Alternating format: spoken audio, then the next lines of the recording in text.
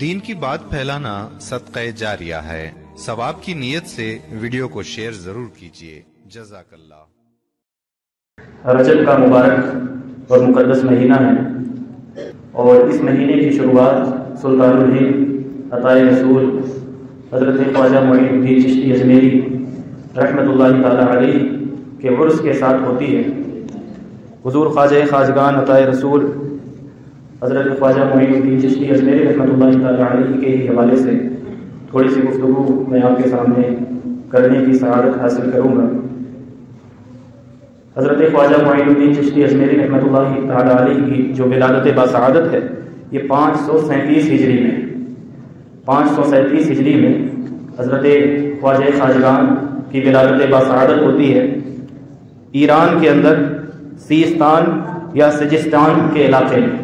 سنجر کے قریب آپ اس دنیا میں تشریف لاتے ہیں، آپ کی ولادت باسعادت ہوتی ہے، اور آپ کا جو گھرانہ ہے وہ نجیب الطرفین سادات کا گھرانہ ہے، یعنی والدہ کی جانب سے بھی اور والد کے جانب سے بھی آپ کو سید ہونے کا اعزاز حاصل ہے۔ والدین نے جو آپ کا نام رکھا تھا، جو آپ کا تاریخی نام ہے، ولادت کے ساتھ جو آپ کا نام رکھا گیا وہ حسن رکھا گیا، اور جو ہم آپ کو جن ناموں سے یاد کرتے ہیں وہ اصل میں آپ کے القابات ہیں، چاہے آپ کو غریب نواز کہا جائے، آپ کو شہنشاہ ہندوستان کہا جائے، عطائے رسول کہا جائے، یا حضور خواجہ خواجگان میں ہندوستان میں تشریف آوری کے بعد جب آپ یہاں راجستھان کی سرزمین پر اجمیر معلیٰ کی سرزمین پر تشریف لائے تو آپ نے آ کر کے یہاں تقریباً 45 سالوں تک اسلام کی نشر و اشاعت اور اللہ کے دین کی دعوت اور تبلیغ کا فریضہ سر انجام دیا، اور یہ 45 سال کا جو عرصہ ہے یہ بہت ہی طویل عرصہ ہے، گویا کہ اگر دیکھا جائے تو ایک پوری کی پوری زندگی ہے، پوری عمر ہے، اور آپ نے اتنا اپنی زندگی کا یہ عرصہ جو یہاں پر گزارا ہے، آپ نے اسلام کی ترویج و اشاعت کے لیے، اسلام کی نشر و اشاعت کے لیے اپنی تمام تر قربانیوں کا نذرانہ اللہ کے دین کے لیے اور حضور پاک علیہ الصلوۃ والسلام کی بارگاہ میں پیش کیا ہے۔ وصال مبارک آپ کو معلوم ہے کہ 6 رجب المرجب کو ہوا ہے، اور 627 ہجری یا مورخین نے تاریخ میں جو اختلاف کیا ہے، بعض مورخین کے نزدیک 630 یا 631 ہجری ہے، 627، 30 یا 31 ان میں سے اختلاف روایت کے ساتھ آپ کی جو ہے آپ کا وصال باکمال ہوتا ہے 6 رجب کو، یعنی جو مہینے کی تاریخ ہے اس میں اختلاف نہیں ہے، سال میں اختلاف ہے۔ تو حضور خواجہ خواجگان عطائے رسول نے جو اپنی 45 سالہ کم و بیش زندگی ہندوستان کو دی ہے اور ہندوستانیوں کو دی ہے، اللہ کے دین کی دعوت اور تبلیغ کا فریضہ انجام دیتے ہوئے اور اللہ کے دین کی نشر و اشاعت کرتے ہوئے، اس میں آپ نے مظہر عدم ہونے کا ثبوت دیا ہے۔ ایک آیت پاک میں ان اولو العزم انبیاء اور رسول کی شان میں جو اللہ تعالیٰ نے نازل فرمائی، گویا کہ آپ اسی کا نمونہ بن کر کے آپ نے زندگی گزاری ہے۔ سورہ احقاف ہے، آیت نمبر 35 ہے۔ اللہ رب العزت حضور پاک علیہ الصلوۃ والسلام کو تسکین دیتے ہوئے، تسلی دیتے ہوئے اور تعلیم دیتے ہوئے ارشاد فرماتا ہے، فاصبر کما صبر اولو العزم من الرسل۔ اے محبوب کریم صلی اللہ تعالیٰ علیہ وسلم، آپ صبر فرمائیں اور صبر کے ساتھ اپنی زندگی گزاریں، اور صبر کس طرح سے کریں؟ حضور پاک علیہ الصلوۃ والسلام کو اللہ تعالیٰ سکھا رہا ہے کہ آپ اس طرح صبر کے ساتھ اپنی زندگی گزاریں جس طرح صبر کے ساتھ اولو العزم رسولوں نے،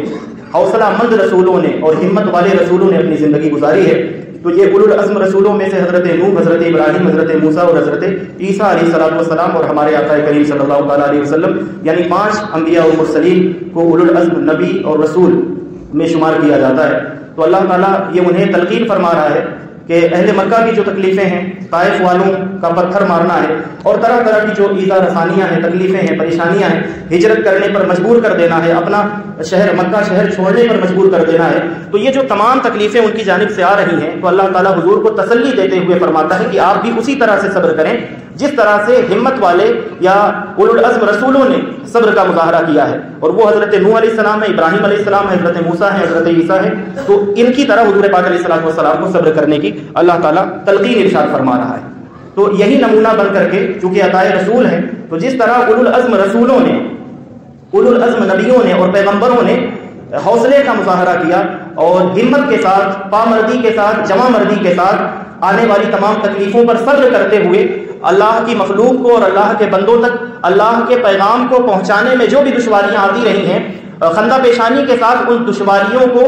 برداشت کرتے ہوئے اور اللہ کی راہ میں آنے والی تمام تکلیفوں پر صبر کرتے ہوئے جس طرح سے اپنے اپنے زمانے میں حضرت موسیٰ، عیسیٰ، حضرت ابراہیم اور حضرت نوح نے یہ قربانیاں دی ہیں اور اپنے صبر کی جو تاریخیں رقم کی ہیں، یہی کام پھر اپنے زمانے میں رسالت مآب صلی اللہ تعالیٰ علیہ وسلم نے کیا، اور پھر یہی کام ہندوستان کی سرزمین پر حضرت عطائے رسول خواجہ خواجگار معین الدین چشتی اجمیری رحمۃ اللہ تعالیٰ علیہ نے انجام دیا۔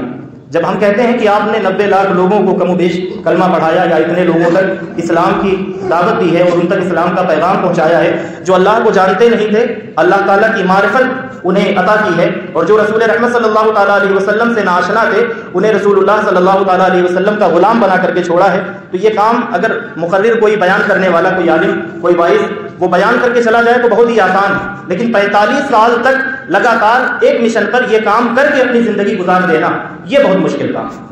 نماز پڑھنا اگر کوئی شروع کرے، کوئی نماز شروع کرنا چاہے کہ مجھے اب نماز پڑھنی ہے، یا کوئی بھی نیک کام آپ کرنا چاہیں، آپ ایک ہفتے تک اگر اس کام کو کنٹینیو کرنا چاہیں تو وہ آپ کے لیے مشکل ہو جائے گا، ہم عام لوگوں کے لیے مشکل ہو جائے گا، لیکن حضور خواجہ خواجگان نے 45 سال تک، کہنے میں تو آسان ہے لیکن 45 سالوں تک آپ نے پوری زندگی گزاری ہے ایک کام کرتے ہوئے، صرف ایک کام، اللہ کے دین کی خدمت۔ اور یہ کام کرتے ہوئے ہمیں یہ لگتا ہے کہ آپ نے جگہ جگہ بس آپ نے اپنی کرامتیں دکھائی ہوں گی، جیسے کہ انا ساگر والا واقعہ ہے یا اس طرح کی جو اور کرامتیں ہمیں سنائی جاتی ہیں۔ اللہ کے ولیوں کی جو کرامتیں ہیں وہ برحق ہیں، لیکن ایسا نہیں ہے کہ ہر جگہ انہوں نے کرامتیں دکھائی ہیں۔ یہ 45 سال کا پورا عرصہ ہے، اس میں انہوں نے پتھر بھی کھائے ہیں، بھوک، پیاس، مصیبت، تکلیف، اپنے وطن سے دور، حضور پاک علیہ الصلوۃ والسلام کے روضے سے دور، حرم مکہ سے دور، اور ان تمام بابرکت جگہوں سے دور آ کر کے ایسے ویران جگہ میں کہ جہاں اسلام کو جاننے والا کوئی نہیں تھا، اسلام کی معرفت رکھنے والا کوئی نہیں تھا، اور اللہ اور اس کے رسول کو پہچاننے والا کوئی نہیں تھا، ان لوگوں کے بیچ میں آ کر کے دین کی تبلیغ کرنا۔ آج ہمارے یہاں اگر کوئی باہر سے خطیب آئے، محبت کرنے والے، چاہنے والے، جان پہچان والے، ان کو ریسیو کر کے ان کے آرام کا انتظام کرنے والے، ان کی دعوت کا اہتمام کرنے والے، ان کے چاہنے والے لوگ ہوتے ہیں، لیکن جب غریب نواز یہاں اس سرزمین پر آئے تھے یا بھیجے گئے تھے تو ایسے لوگوں کا جم غفیر یہاں پر موجود نہیں تھا کہ اگر آج کوئی بہت بڑا خطیب یا پیر صاحب آتے ہیں تو ان کے چاہنے والے اور ان کے ماننے والے اور مریدین کی جو بہت بڑی تعداد ہوتی ہے وہ بڑی محبت کے ساتھ انہیں ہاتھوں ہاتھ لیتی ہے۔ یہاں ہاتھوں ہاتھ لینے والے لوگ نہیں تھے، یہاں پتھر مارنے والی قوم موجود تھی، یہاں آپ کو بیٹھنے کے لیے جگہ دینے کے لیے لوگ تیار نہیں تھے، اور حضور خواجہ خواجگان نے ایسی حالت میں، ایسی سچویشن میں اور ایسے ماحول میں اللہ کے دین کا پیغام پہنچایا ہے۔ ایک دن نہیں، 2 دن نہیں، پورے 45 سال اور اپنی زندگی کی ظاہری حیات کی آخری سانس تک آپ نے اس فریضے کو سر انجام دیا ہے اور اللہ کے دین کے پیغام کو عام کیا ہے۔ گویا کہ فاصبر کما صبر اولو العزم من الرسل، جو حضور سید عالم صلی اللہ تعالیٰ علیہ وسلم کو اللہ تعالیٰ نے فرمایا کہ اے محبوب صلی اللہ تعالیٰ علیہ وسلم، ان کفار کی جانب سے آنے والی جو بھی تکلیفیں ہیں اس پر آپ صبر کرتے ہوئے اپنے کام کو، دعوت کے کام کو جاری رکھیں، اور اس طرح سے صبر کریں جس طرح سے آپ سے پہلے حضرت ابراہیم نے، حضرت موسیٰ نے، حضرت عیسیٰ نے صبر کیا، اور حضرت نوح علیہ السلام نے پوری زندگی ان کو دعوت دینے کے بعد مشکل سے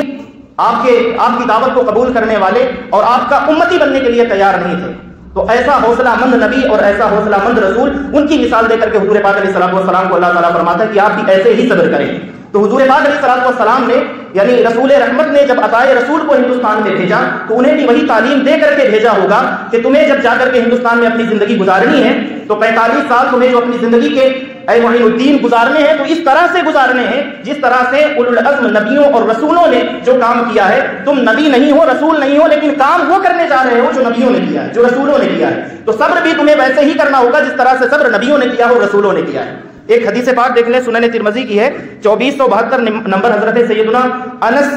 بن مالک رضی اللہ تعالی عنہ وہ روایت کرتے ہیں، حضور پاک علیہ السلام نے فرمایا، حدیث پاک کا مفہوم ہے، آقا کریم صلی اللہ تعالی علیہ وسلم فرماتے ہیں کہ مجھے اللہ کی راہ میں جتنا مجھے ڈرایا گیا ہے، مطلب دھمکایا گیا، دھمکیاں دی گئی ہیں، ڈرایا گیا ہے، تو جتنا مجھے ڈرایا گیا اتنا کسی کو نہیں ڈرایا گیا۔ پھر حضور پاک علیہ السلام فرماتے ہیں کہ اللہ کی راہ میں جتنی تکلیفیں مجھے دی گئی ہیں، یعنی جتنا مجھے ستایا گیا ہے اتنا کسی کو نہیں ستایا گیا ہے، اور میرے اوپر ایسا وقت بھی گزرا ہے کہ پورا مہینہ گزر جاتا تھا، میرے پاس کھانے کے لیے کوئی چیز نہیں ہوتی تھی۔ حضرت بلال کا ذکر بھی حضور پاک علیہ السلام نے اس روایت میں فرمایا ہے کہ زمانے نے اس طرح سے ساتھ چھوڑ دیا حضور پاک علیہ السلام کا، اللہ کے حبیب کا، اللہ کے رسول کا، وجہ تخلیق کائنات کا، جن کی وجہ سے اللہ تعالیٰ نے اس کائنات کو بنایا ہے، ان کو لوگوں نے اور دنیا والوں نے اس طرح سے اکیلا چھوڑ دیا، تنہا چھوڑ دیا، اور صرف تنہا چھوڑا نہیں، ڈرایا، دھمکایا، ستایا، تکلیفیں دی۔ ایذائیں دی، مصیبتوں میں آپ کو گرفتار ہونا پڑا، اور ان تکلیفوں کے باوجود آپ کو جو اللہ تعالیٰ نے ذمہ داری دی تھی اس ذمہ داری کو اللہ کے رسول صلی اللہ تعالیٰ علیہ وسلم نے اپنی حیات طیبہ میں مکمل طور پر حضور پاک علیہ الصلوۃ والسلام نے ادا کیا، یہاں تک کہ جب آپ تشریف لے جانے لگے تو صحابہ کرام نے گواہی دی اس بات کی کہ اللہ کے حبیب، اللہ نے آپ کو جو ذمہ داری دی تھی آپ نے وہ ذمہ داری پوری کر دی، ہم پر بڑی کرم نوازیاں فرمائی، بڑا احسان فرمایا، اور اللہ نے جو کچھ آپ کو دے کر کے بھیجا تھا آپ نے وہ ہم تک پہنچا دیا۔ تو پھر وہی کچھ دے کر کے جب غریب نواز کو ہندوستان میں اللہ کے رسول نے بھیجا، عطائے رسول بنا کر کے، تو حضور خواجہ خواجگان نے بھی اس اپنے مشن کو اس طرح سے نبھایا اور اللہ کے دین کی دعوت اور تبلیغ کا فریضہ اس طرح سے انجام دیا کہ آپ نے اپنی دعوت کا، اپنی خدمت کا حق ادا کر دیا۔ اب حضور خواجہ خواجگان صدیوں سے اگر آرام فرما ہے، تو اگر ہمارے زمانے میں کچھ کیڑے مکوڑے اگر انہیں اپنی حکومت کے بلبوتے پر یا کسی بھی چیز کا نشہ ہو، نشہ پھونکنے کے بعد اگر انہیں ایسا لگتا ہو کہ وہ بلڈوزر لے کر کے یا اپنی تمام تر قوتوں اور صلاحیتوں کو لے کر کے حضور خواجہ خواجگان کی بارگاہ میں حاضر ہوں گے اور وہ اگر ان پر حملہ آور ہوں گے تو شاید فتح یاب ہو جائیں گے، تو ایسے بدبختوں کے لیے اللہ کے حبیب پاک علیہ الصلوۃ والسلام کا اور حضور پاک علیہ الصلوۃ والسلام کے وسیلے سے اللہ کا پیغام سنا کر کے، یعنی حدیث قدسی جسے کہا جاتا ہے، بیان حضور کرتے ہیں، فرمان اللہ کا ہوتا ہے۔ صحیح ابو ہریرہ رضی اللہ تعالیٰ عنہ فرماتے ہیں، میں یہ تسکین کے لیے، تسلی کے لیے اور حضور خواجہ ہند کے غلاموں کے تسکین کے لیے اور ان کی تسلی کے لیے حضور کا یہ فرمانا سنا کر کے اپنی بات کو ختم کرتا ہوں کہ اللہ رب العزت نے ارشاد فرمایا کہ جب اللہ تعالیٰ کے ولی سے کوئی دشمنی مول لیتا ہے اور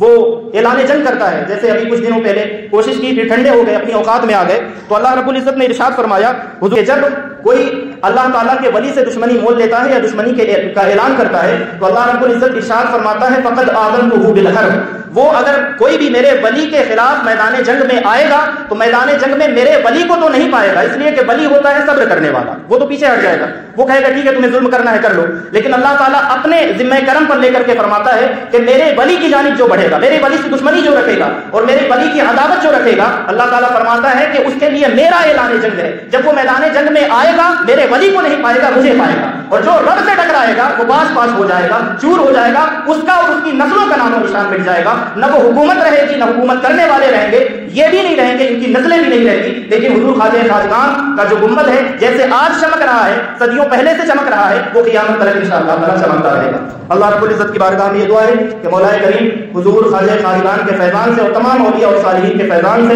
ہم سب کو مالا مال فرمائے، ان کے نقش قدم پر چلنے کی توفیق عطا فرمائے، اور اللہ تعالیٰ ہم سب کو حضور خواجہ خواجگان کے در کی نوکری اور حضور خواجہ خواجگان کے در کی حاضری نصیب فرمائے، آمین یا رب العالمین بجاہ سید المرسلین وما توفیق الا باللہ، وعلیکم ورحمۃ اللہ وبرکاتہ۔ ویڈیو دیکھنے کا شکریہ۔ اگر آپ چینل پر نئے ہیں تو سبسکرائب کر لیں اور ساتھ ہی ساتھ بیل آئیکن پر بھی کلک کر دیں تاکہ یوٹیوب ہماری ہر ویڈیو کا نوٹیفیکیشن سب سے پہلے آپ کو بھیج دے۔ جزاک اللہ۔